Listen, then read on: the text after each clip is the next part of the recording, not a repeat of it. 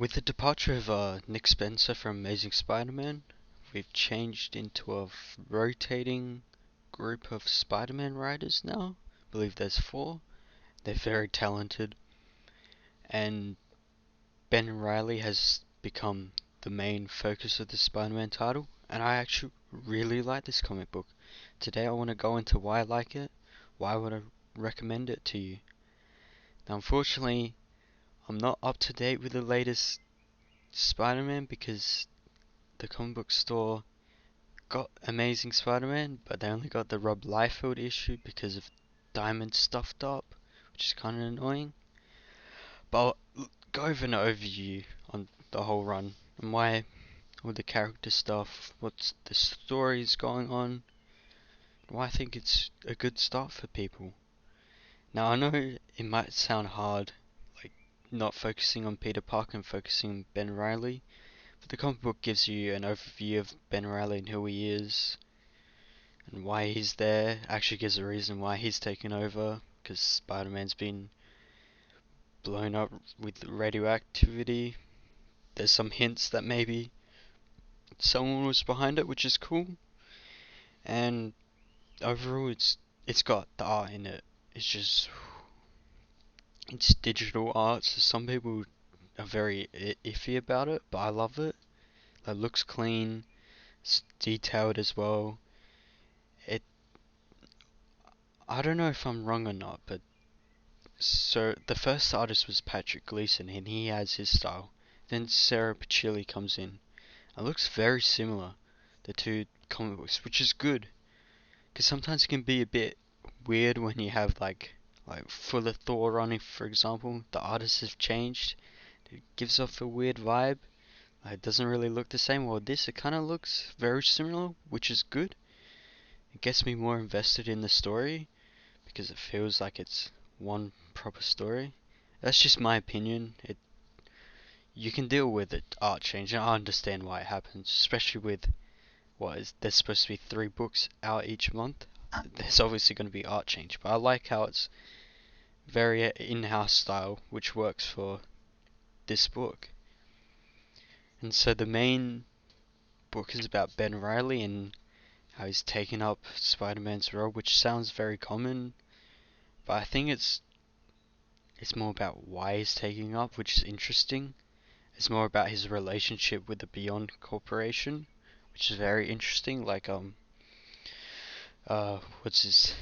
I don't know what her name is, but MJ2 or MJ Ben Riley, just saying about how she feels like she's locked in a cage, which is, it's kind of pointing towards something. Maybe Ben's not really in full control.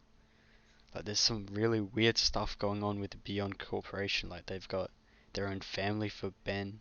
I don't know how connected this is to other stuff. It's interesting. And one thing I do like is they are bringing back old villains. Like Morbius was in the latest issue that I read, and he was in the next issue. They got Doc Ock. They got tons of older villains coming back. They got a new one called the Red Queen, who's like got Green Goblin, but the Queen, because she's can't. I don't know. I don't know about that. It sounds a bit weird, but with the writers, Zeb Wells, he's just so good at writing. Then you got Salad Ahmed, he's really good as well. Gleason, who's doing writing and art. Kelly Thompson, who's a good writer as well. You put them all together. I think I'm missing someone. There's another guy, Cody Ziegler. They're all top notch, so I think they can do it well. Even if like some of the stories look a bit weird, it'll be interesting. I like the pace of it as well. Like it's not too fast, but it's very engaged. Like I found myself fully engaged with the story because the dialogue was really good. Like Nick Spencer's dialogue was okay-ish. It wasn't always the best. It wasn't as engaging as this story is. I don't know. I just think the voices are a lot stronger and they feel like proper people in this. It may also be because the art's more poppy, but it's just a really good book. It's solid. It's got me invested. And this is kind of spoilish, so I'll put it at the end so you don't have to skip ahead or randomly guess where to go. But I believe the Beyond Corporation is, this is what I heard, is actually by the Beyonder, who's who he's the guy who created Secret Wars, which is kind of interesting. Like, what's going on with this cosmic stuff? Like, how's this involved with Ben? What's gonna happen? Why did? It's pretty obvious they wanted to kill Peter Parker. So why is that? Recently we had the Mephisto twist of Peter Parker's daughter is gonna be defeat Mephisto. So it could be related to that. Maybe the Beyonders making a return. And this could be all leading up, which is really interesting. It's quite interesting stuff, and I enjoy this book. It's got a good story, good art, dialogue's really good.